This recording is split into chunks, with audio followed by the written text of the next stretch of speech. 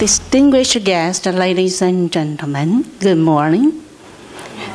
I'm Nancy Chow, your moderator of the meeting this morning. And on behalf of the organizing committee of the conference, I'd like to thank you all, everyone, for coming today. And according to the agenda which was given to you yesterday, we all know the first session of this morning will be our keynote speech, which is entitled The Quality, Training, and Excellent Performance of the United States. And now, I think you may all know well enough about him through the introduction of this pamphlet.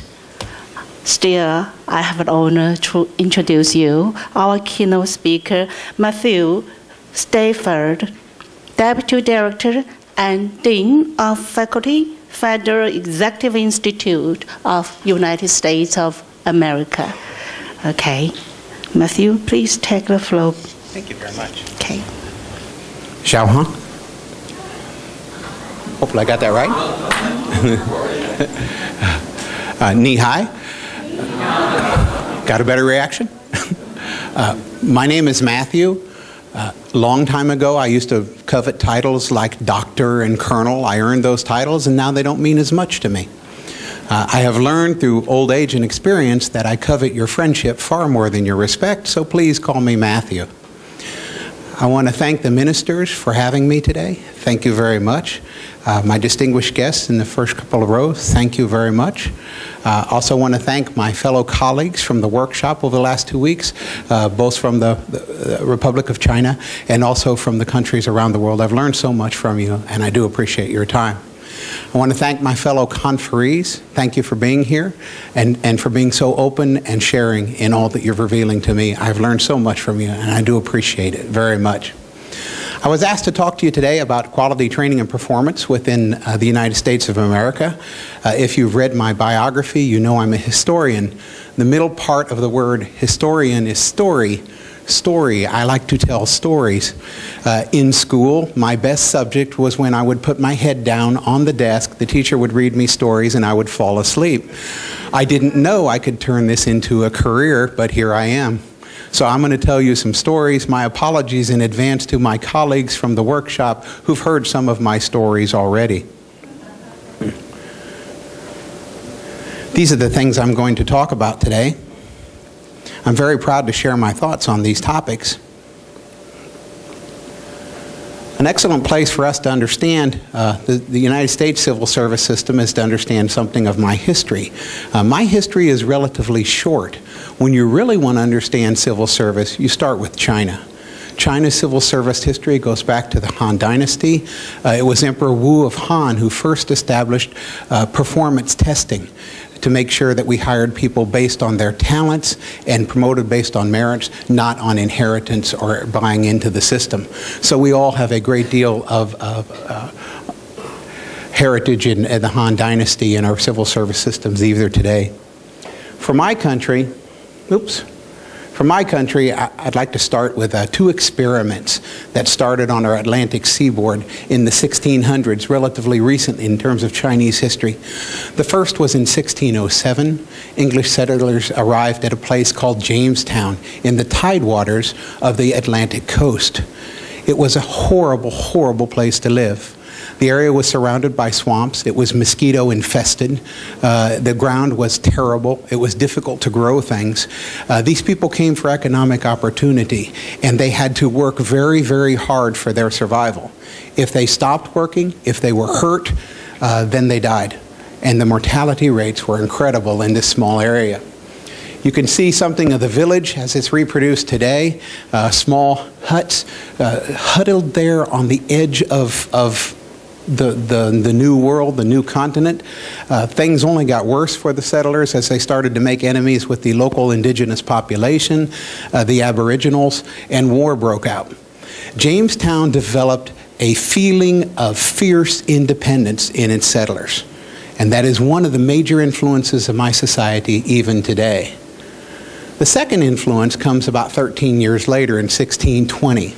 A group of separatists left England to get away from the English church. There were 41 Puritans, they called themselves, and they wanted to establish a new colony in the New World where they could practice freedom of religion. With the 41 colonists, however, were 51 people who had, like the people in Jamestown, come for economic opportunities. The Puritans and the others, who they called the strangers, didn't talk to each other on the voyage. They did not get along. When they arrived in the New World, however, they found that they were hundreds of miles away from their intended settlement. The strangers talked about starting off on their own, and the Puritans said, this can never work. If we do not all work together, we will not survive. Based on that argument, they produced this document called the Mayflower Compact. It was an agreement to subordinate self to community. We will not seek individual wealth. We will seek the good of the community first. Armed with that, they founded the little community there on the bottom right, Plymouth, and they were wildly successful in preserving that opportunity and that religious freedom they set out for. In essence, then, you have these two competing feelings in American society. One fiercely independent, the other fiercely devoted to community. These are competing factors in my country even today. You can see in the Jamestown individuality, we get independence and self-reliance. We get competition, creativity and innovation, adventure and exploration, and a limitation on central power. Those are American values that we hold to fairly fiercely. They're not just American values, though. They exist around the world to differing degrees. Dr. Wu's presentation yesterday afternoon, when he very courageously argued his case in his presentation, we call that in America truth to power. And truth to power comes out of that Jamestown feeling, that Jamestown experience. Countering that, we have the Plymouth sense of community. This is altruism, putting the greater good first, service before self, working for the common good, a communal sharing of wealth and labor, and it expands central power. These are the tensions that drive my society even today, and you see those throughout my nation's history. In the American Revolution, you see that fierce independence. We're going for individual rights. Those rights are captured beautifully in this document, the Declaration of Independence. We hold these truths to be self-evident that all men are created equal, that they're endowed by their Creator by certain unalienable rights. Among these are life, liberty, and the pursuit of happiness. Can you ever think of the pursuit of happiness as a government good that the government would say, okay, we're all going to pursue happiness now? That's a very individualistic thing because happiness varies so widely. So they founded a government based on this individualism, and it didn't work. It did not work. Just a few years later, James Madison had to write a second document, and they had to recreate a new government because the one that they had developed as individuals under the Articles of Confederation had failed so miserably. And here they have the Constitution of the United States. We the people, in order to form a more perfect union. It was about us. It was about subordinating self to this greater community. I'm going to argue to you today that it is this idea, this Plymouth Adventure idea, this community that drives civil servants. We exist to serve, and this motivates us to a great deal. But we cannot abandon that Jamestown individuality that propels us to creativity, innovation, and speaking truth to power. It's interesting, right after the Constitution is passed, the individualists only agree to it if right afterwards we'll pass these 10 amendments to the Constitution guaranteeing individual rights. So even in the earliest days, the first year of my country's history, the battle is on between individual and community. And in my country, neither side ever wins because the truth is they're both right. You see it today. We have two candidates running for President of the United States. They're in a series of debates in my country. You'll see one arguing for individual freedom, give the money back to the individual, let the individual be innovative and create businesses. The second argument is no, it's a community approach which is better. Let us share the wealth and let us strive to create a stronger and better community together. Again, they both have elements of both sides. They're both right, and the voters will decide who they want to run their government for the next 4 to 8 years.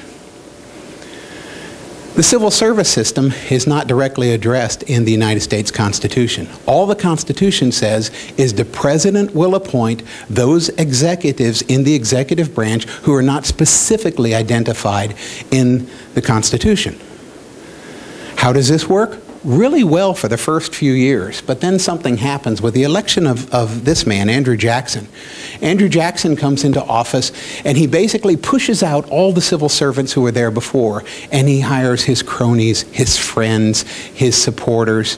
They all come in. It's called the spoils system. It's based on the quote, "To the victor go the spoils."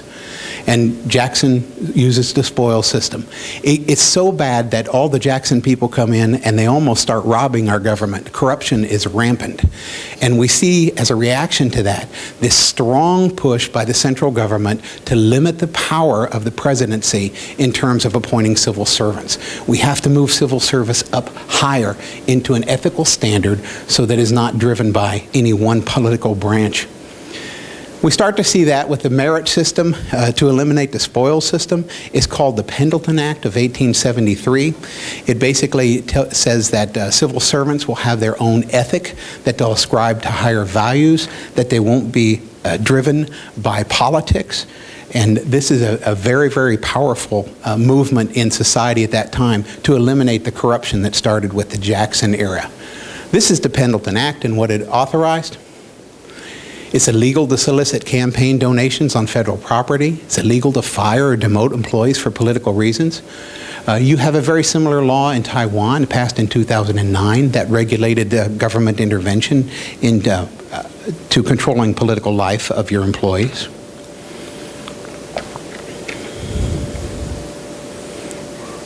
These are subsequent reforms. We have a National Relations Act, Labor Relations Act, that allows collective bargaining. So now that the individuals can form unions, we talked about unions briefly yesterday, and that reflects that Jamestown approach where people need a voice. But you can see there's other acts that reflect the Plymouth approach. The Hatch Act, which limits political activities. You can't collect money from employees for political gain, political campaigns. The Civil Rights Act. Individual rights are guaranteed, no discrimination. Civil Service Reform Act creates the Senior Executive Service, which in my country is a group of very senior executives who, like the Plymouth approach, can move from agency to agency just to solve our problems. For civil service development, now that you know something about my country, I can go into the development of civil servants. For civil service development, it all starts here with the oath of office. We start off by swearing allegiance to the Constitution of the United States. Again, the Constitution doesn't talk about civil service. We swear allegiance to the representative system that's described in the Constitution. In short, we're swearing allegiance to national values. And it's that first subordination of self to the greater community. I have no idea what happened to that second block. The second block, though, talks to where you have your job description. There's a position description for every job in civil service. And these are decided in a very, very individualistic way. And within the position description, we also have performance elements.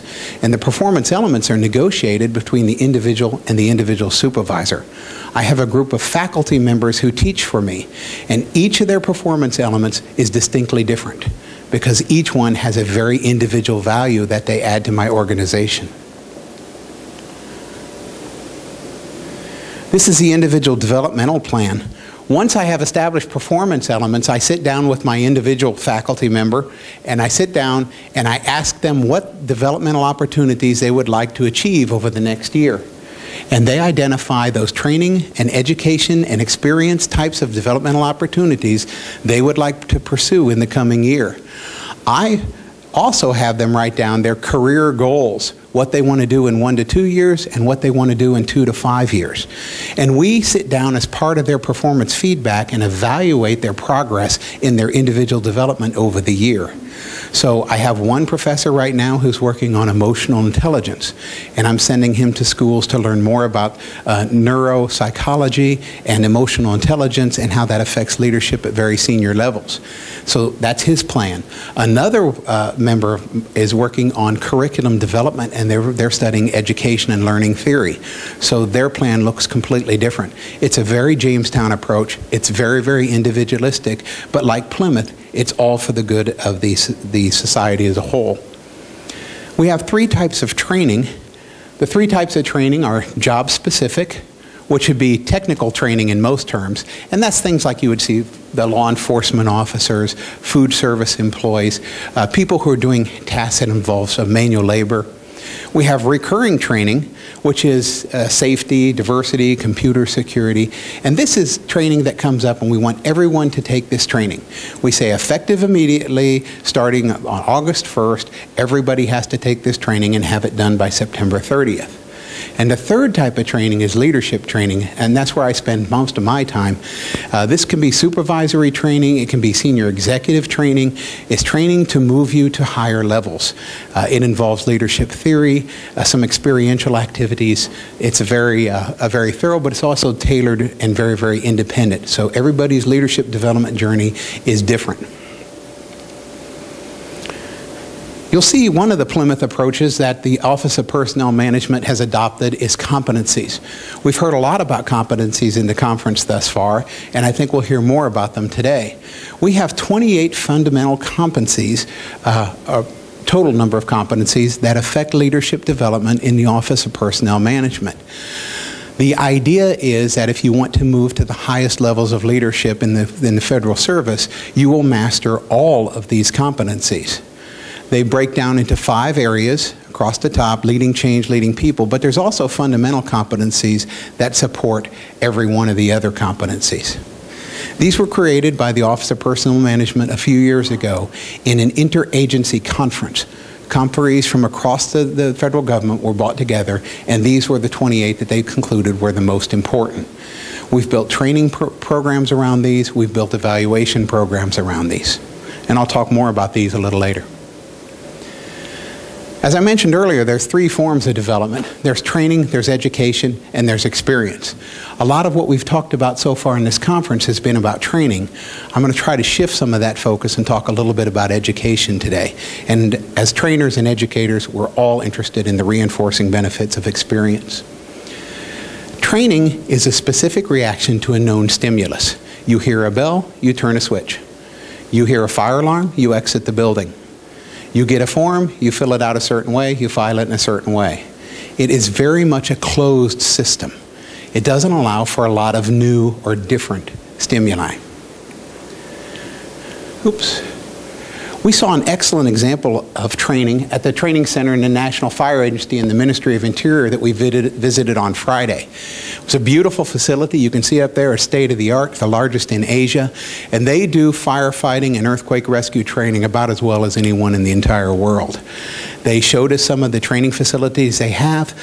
They reinforce on how to fight fires, and they reinforce by having different types of fires. But they also do education. Education focuses on both cognitive, which is the brain, and affective, which is the heart, areas of learning. This is very important to firefighters. It prepares the learners for the unknown. Remember the closed loop of training? Education opens the loop and helps you prepare for things you haven't seen or heard before. It informs and empowers decision making. Firefighters have to make decisions that you and I may never have to make. For instance, what is the risk of my going in to rescue that person to my team? If I'm disabled, I'm going to hurt my team worse because now they're going to have to come and rescue me too. They're making decisions like that, judgment calls. Those judgment calls can't be made out of what they learn in training. They come out of the deeper understanding that they're getting from education. At the Fire Institute, they're also learning about different types of fires and how fires work. So maybe they have one type of fire that's a fuel spill that they handle one way, but they arrive and it's a different fuel and it's a different grade, different slope of the ground, and they have to fight it differently. The education in knowing how fires work allow them to be flexible and respond to the stimulus that they encounter. And of course, both training and education are reinforced through experience where we apply the lessons learned. And there were wonderful examples of application at the Fire Center, both in earthquake response where they're training both humans and dogs, and also in firefighting in all the types of fires I described to you. Another example we saw on Friday was a visit to ASUS. ASUS was first off, it's a corporation. It's designed to make money. It's designed to turn a profit. There is nothing wrong with that.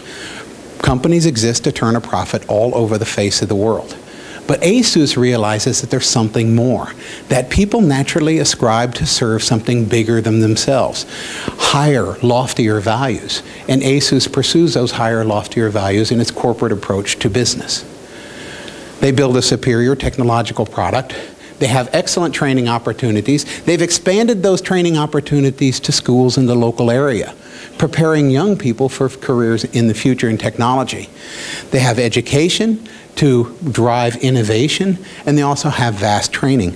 But they have ascribed to values such as ecology, where they're trying to have ecologically sound decision making. That's a bamboo shielded computer there, and they're winning ecological awards for this.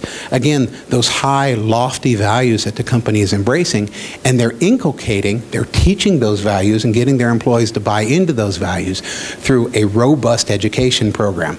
The ASUS employee will spend his or her first year being indoctrinated into the ASUS system and learning about those values.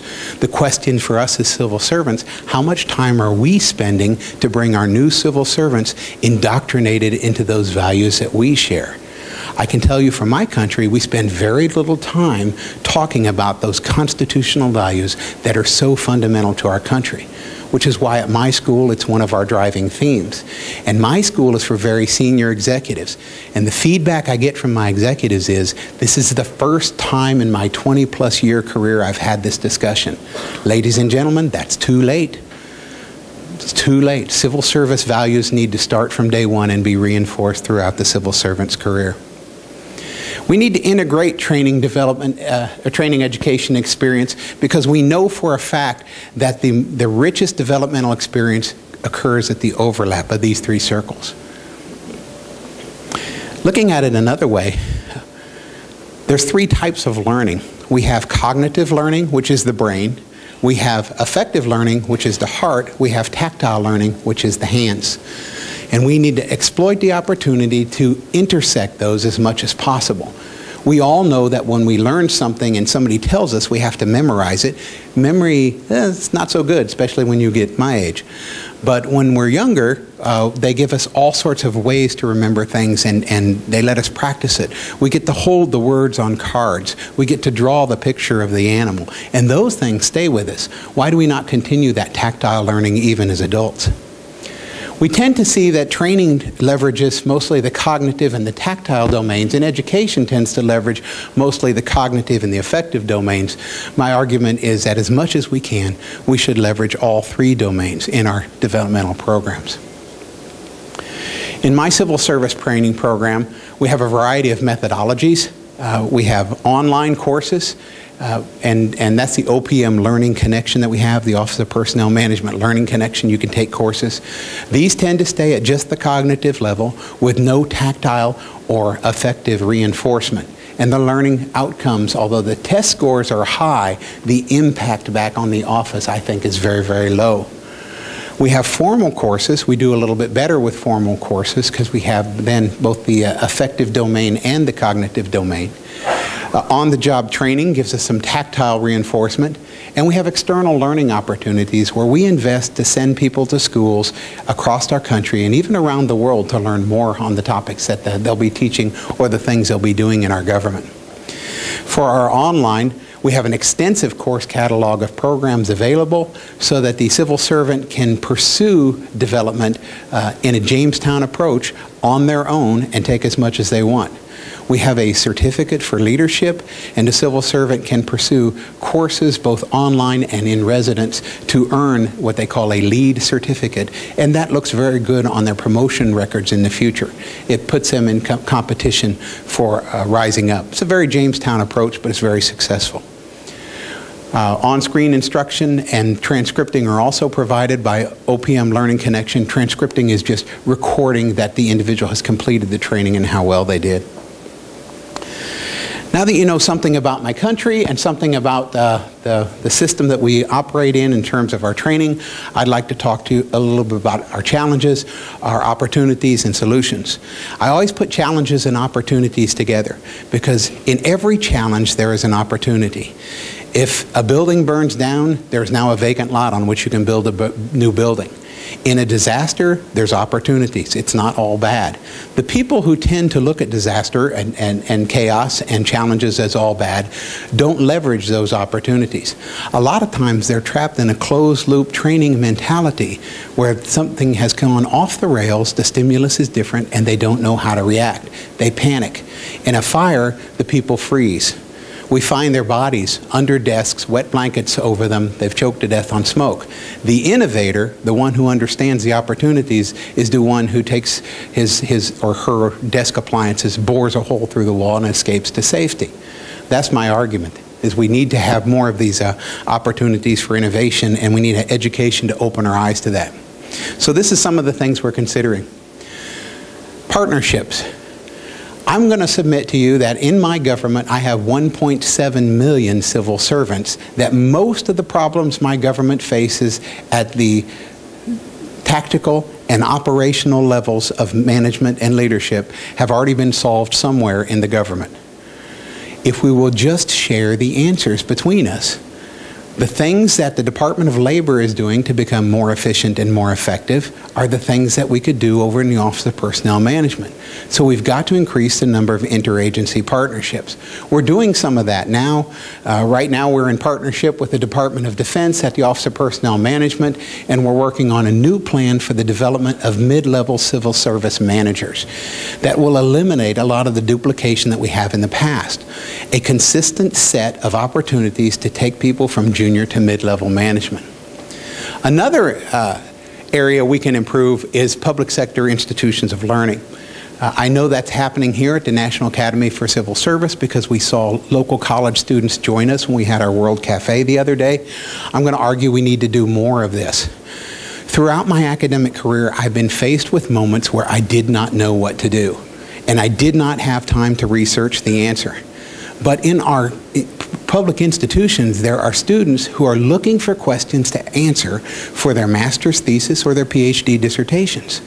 So I call my buddies in these programs and say, hey, I got a great research question, can you give me a researcher? And I get a student working in my office full-time to solve the problems that I encounter in the government. Dr. Koy from Hungary is working on this exact type of research now for his government. We need to leverage more researchers to solve the problems that we have in our individual governments.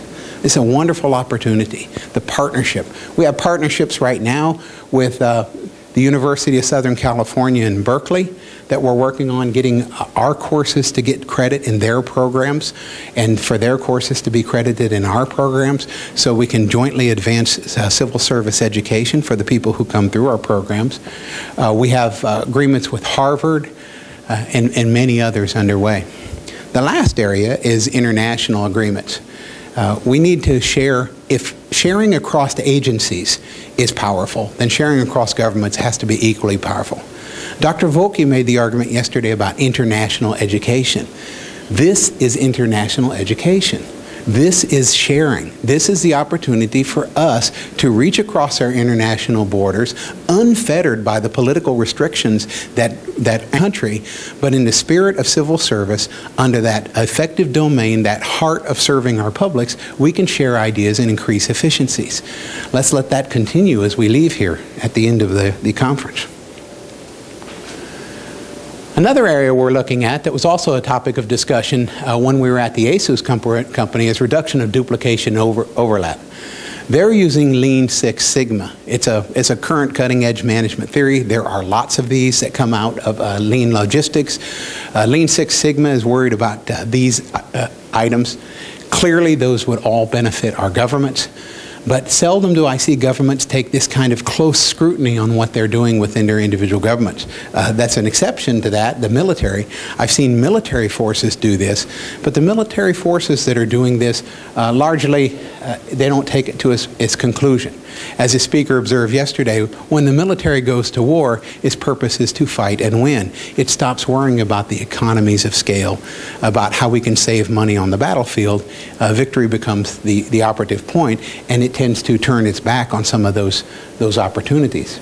But we, as civil servants, can exploit such opportunities and reduce overlap and duplication. Again, the initiative between the Office of Personnel Management and the Department of Defense in my country today is designed exactly to do this, to eliminate some of those duplicate programs, those unnecessary programs that the experts would call overprocessing and overproduction, to try to cut down and save resources for our taxpayers. And that's the interagency working group I described to you a moment. The idea is share the best, scrap the rest. Scrap to eliminate the rest. Another topic we talked about yesterday was when Dr. DeVries came up and talked about quality measures. And we need to look very closely at what we're measuring. Too often, I hear civil servants measure the success of their developmental programs on input. How much money they spent, how many people they educated, how many times a year they did it. This is not an indication of the success of a program. The indication of success is what happens as a result of the training experience. And that's where we need to focus our attention. Dr. DeVries told us we need to focus on the context to make sure our measures are right. Go one step further. The degree to which training changes the context is a measure of the training's impact. And that's what we want to see. If your civil servants are working very, very hard within a system that they're overworked and they have too many customers and they have too much to do, you can evaluate them within that context and say, well, yes, they're doing the best they can. I'm going to give them a good score. More importantly, we want to ease that burden. We want to fix it so there are fewer customers or they're being satisfied more quickly, and we want a developmental program that allows the civil servants to achieve that. So it's changing the context. One of the famous models for measuring training is the Kirkpatrick model. As it starts with this level of satisfaction and moves up to learning, and most training programs I see just measure those two levels. Did the learner learn the content? Did the learners like the training program? Sometimes we call them smile-grams or smile feedback sheets, and we all want to be liked, but the fact that we're liked has very little to do with the training experience. We need to go beyond that to look at, did the learners deploy the learning on the job? Was there a return on it? And did the implementation of training affect the results, the organizational results? Phillips added another level. Did the training investment pay off? That very top level. And as civil servants, this is the question that our political masters want us to answer. They want to know that the investment they're making in our developmental programs is paying off for the good of the government. That government is better, more efficient, more responsive, more helpful than it was before. And that's where we need to be focusing our measurement attention. We've got plans underway in terms of the Office of Personnel Management to move more and more. We're teaching classes now across the federal government on capturing the results of training and development back in the workplace. We also heard yesterday, Monica was talking specifically about generational differences in the aging workforce in Germany. I can tell you from the workshop, we've heard this everywhere. Everywhere we're having similar problems. They call it in my country the graying of America because the hair is turning gray, but the people are getting older and they're not being replaced by young people. Some people say this is a result of the fact that long ago the government expanded, hired a lot of people, and now that's like a bubble moving through the system and there's just not opportunities. Some people say that young people are not as committed to federal service, that they're more Jamestown in their approach than they are Plymouth community approach. There's lots of explanations given for why this is so. And like all challenges, there's opportunities. The truth is the experts are right. The truth is the experts are wrong. There's things we can do. If we have a problem with the value structure in our young people, let's work on the value structure in our young people. We heard about the example in Mongolia about reading. What a phenomenal example that was. A government made a decision to drive people to change their values and value literacy. Can we not change our people's values to value public service, to value service before self? I can tell you in my country it's happened before. It happened most recently in a wave following the 9/11 attacks on the World Trade Center. My country came together, and for about 18 months, it was a different social experience to live in the United States of America. It passed like a wave. It's gone, but it can come back, and it doesn't take a crisis to do it. It takes dedication of the civil service and the government it serves to making that happen. Another area I see on this, which concerns me greatly, is I'm always getting classes. People want me to attend classes to talk about the baby boomers and the Generation X and the Generation Y and this brand new species of human called the millennial. And the truth is, knowing that we're different doesn't really help us solve the problem. We need to stop emphasizing the differences, and we need to spend a lot more time training and educating the similarities, the commitment to the public service values that drive civil service and that drives the social experience for communities around the world. Another thing we need to do is we need to capture knowledge.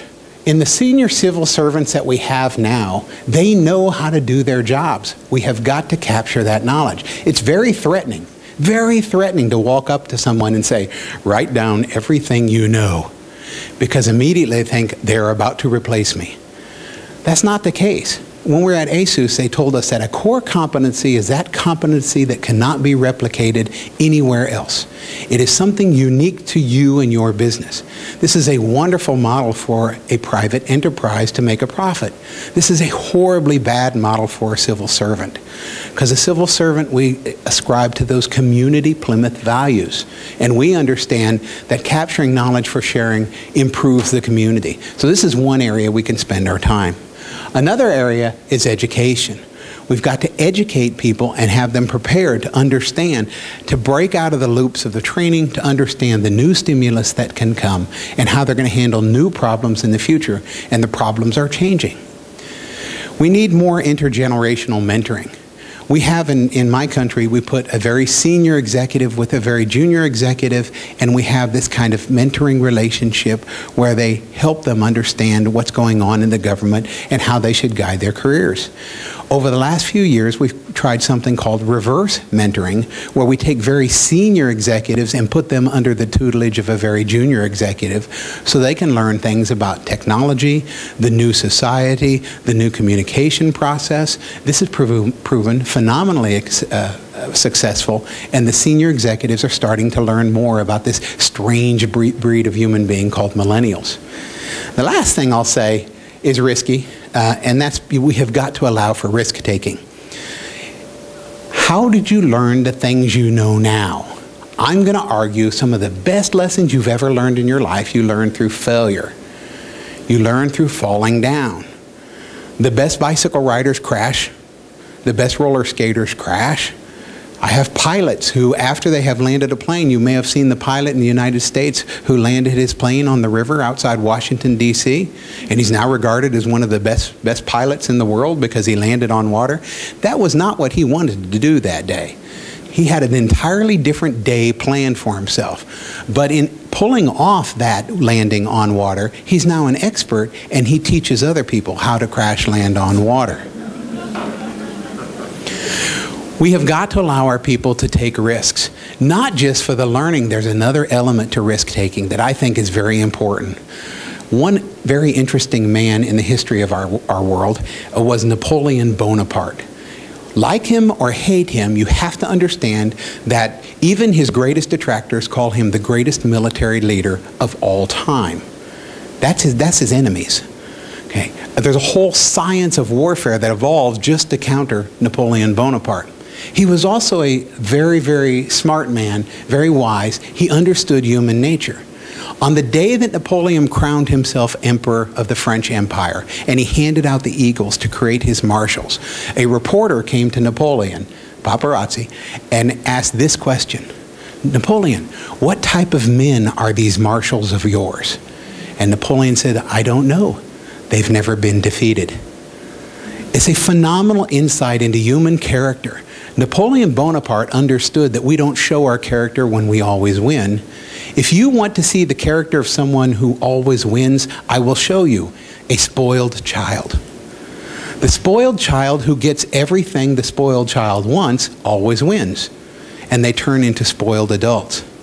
The child who learns discipline through having wants not satisfied, that is the child who grows up to be the mature adult. So I think that's something we can learn from Napoleon, the idea of bouncing back from failure. It shows far more of our character than constantly winning. Another thing I'll say about competencies, and this will be the most controversial thing I will say throughout my presentation. Almost all of the experts tell us that competencies are the way to base our training and development programs. And they've been doing this for years.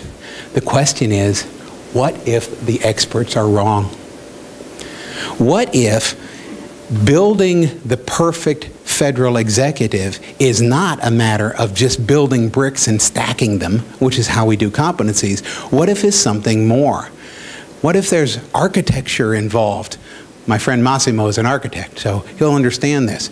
There is more than science to architecture, there is art. And I'm going to argue there's more in science in building a federal executive than just competencies, the science of training. There's also an art. We have to shape these things into something truly valuable. George Hollenbeck, out of the University of Southern California, has written extensively on this. And he's calling it the post-competency model. And he argues, and this is competence, not competencies, making global executive development work. Executive leadership development has failed. We have executives all over the world who, in a crisis situation, freeze and cannot make a decision. They become panicked. They are outside their little closed loop that they got from their competency development, and now they've encountered something new and they don't know how to handle it. The competency model must be supplemented with a development model that's based on leadership challenges, on doing, on new experiences, on coming out of our comfort zones into new places and new arenas. That's vitally important. We know it's important in the firefighters. We know that they're going to encounter fires they haven't encountered before. I'm going to argue public servants are going to encounter more challenges and more diverse challenges even than firefighters. Now, how do you align a developmental program with a competencies approach? Our approach at the Office of Personnel Management is to take that plan for the leadership journey. We bring in a government context. Okay? We're going to have you solve problems, but the problems and cases we're going to give you have a government context to them. Because sometimes the business examples we use out of the Harvard Business School fall flat with our federal executives. And where we get those case studies? Partnerships with universities. They can write them for us. They can write case studies on corruption, on failed programs and plans, on successful programs and plans that we can use for this type of education. We also look at leadership roles. This is important too, because we want to focus our attention on the level of leadership. We don't want a senior executive taking a basic course or a basic junior executive taking a very senior course. And of course, this is the core of making that whole competencies discussion work, and that's to hit you with challenges, new challenges that are outside of your normal way of thinking. Collaboration. This is another challenge I see. Collaboration is not necessarily education. Collaboration's got a long and distinguished history. Socrates told us that collaborative learning was the most powerful. His model for teaching, the Socratic method, was so powerful and effective, it's still in use at universities across this planet.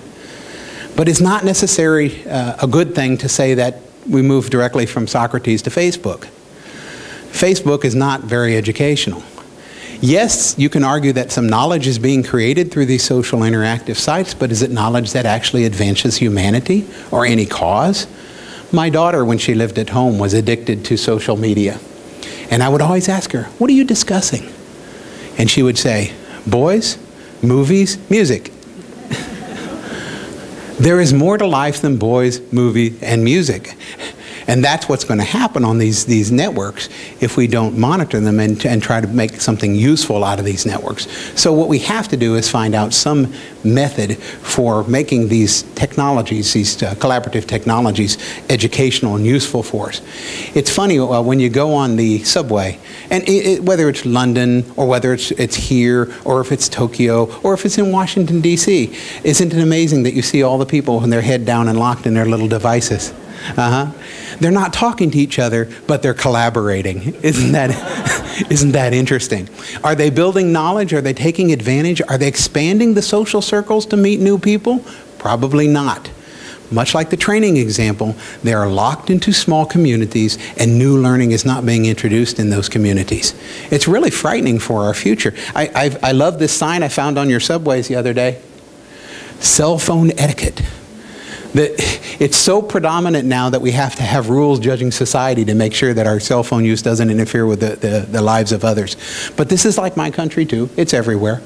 I now go to dinner and I see couples, and they say, did they sit in the candlelight looking dreamily into each other's eyes, thinking about their long and prosperous future together? No, they're leaning back, each on their devices, separate devices. Isn't that amazing? It's a different world. One way that we can make this work is through communities of practice, and this is just one of many examples. There are so many examples. I happen to be a strong fan of this. We had one in the United States Army that was very, very successful. It was basically company commanders, which are very junior commanders, captains, about the grade of a GS 9. These are captains who would come together on a program that was isolated. No one else could look in at what they were doing, and they would pass information back and forth. The first day the community of practice opened, the first startling question was this: one of my men just died and I don't know what to do. By the end of a 24-hour period, that company commander had all of the instructions for shipping the body home, notifying the friends and family, making sure that the death benefit was paid quickly, everything that they needed. The website was so powerful that they harvested knowledge off the website and published a book. We duplicated their success. In a quick period of 3 years, we were able to harvest enough knowledge to publish 2 books, which are still guiding the Air Force leadership program today. Tremendously powerful. It's the idea is founded by the handsome fellow up on the top right there. He's from Canada. His name's Etienne Wenger. Etienne helped us set ours up a few years ago. He wrote this book, if you're interested in reading more about communities of practice, and he talked about how these communities of practice work. You have an inner ring, and this is the people who are actually creating knowledge, and they're hopelessly involved in this. They really are committed to it. You have a second ring, and they're involved, and then you have a third ring of people who just kind of look in and see what's going on from time to time. And Etienne argues that the goal is to try to push more and more people down into the center ring where they can do something and create knowledge. Now, one of the things you have to know when you set up any of these communities, whether it's community of practice or any collaborative social network, is that you're going to need some form of policeman. Somebody has to monitor these things to make sure they don't run askew. They can quickly go to being a social network. I've seen them go to be a car and book sales site, web dating service, or just to complain about the system and the instructors. Collaboration. Collaboration for ourselves and our offices, our agencies, and our ministries is absolutely vital to the success of our future. We have started some of that here today. We need to continue that. It's good for our governments. Our governments can shortcut the learning process and shortcut the tremendous money investments it'll take to learn what someone else in this audience or across the globe already knows. The Republic of China has already made some great steps in this direction. The workshop last week, the conference this week, we have started the foundation for a consortium of civil servants that can share information into our future. Where we go from here is entirely up to us. I urge you to dedicate the time and attention that these collaborative relationships demand, and I thank you today for your time, your devotion and commitment to your individual governments. I have tremendous respect for such self-sacrifice. And lastly, thank you for listening to me and giving me your attention. Shui shui.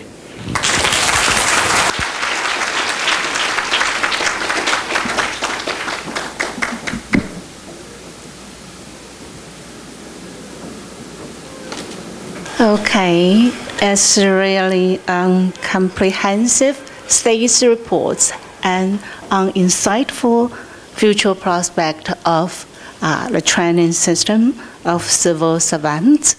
And I have the permission from Dr. Stafford that now we will open the floor to questioning and comments. With limited time.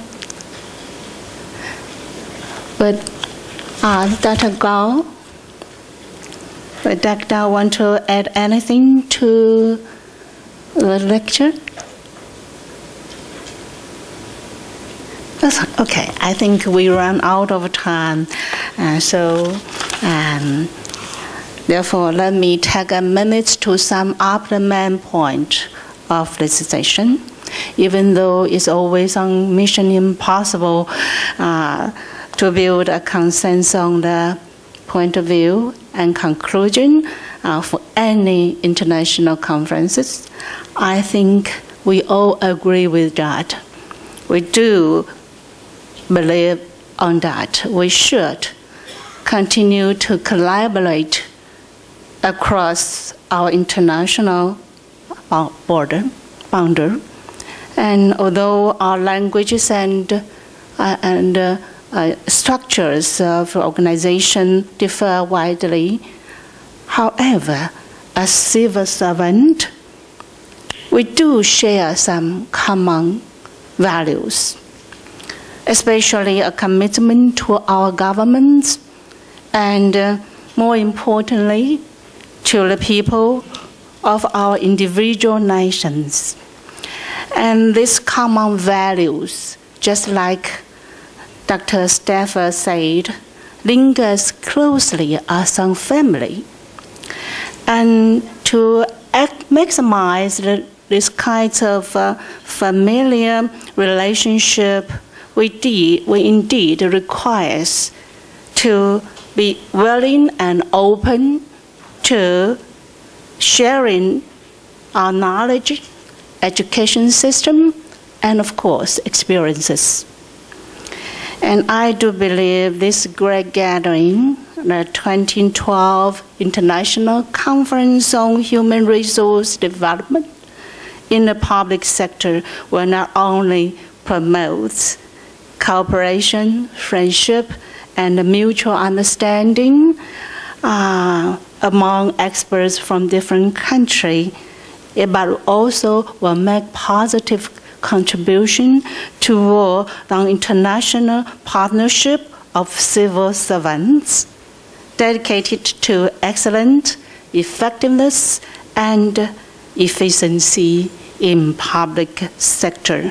And finally, as a moderator of the meeting, I wish to extend my sincere, hearty appreciation to Dr. Stafford for his valid and valuable point of view. And I sincerely hope that we can always count on friends and experts from all parts of the world for your active support and genuine cooperation. Thank you again for the attention. And if nobody wants to add anything, we can draw the meeting to a close. Thank you. 谢谢。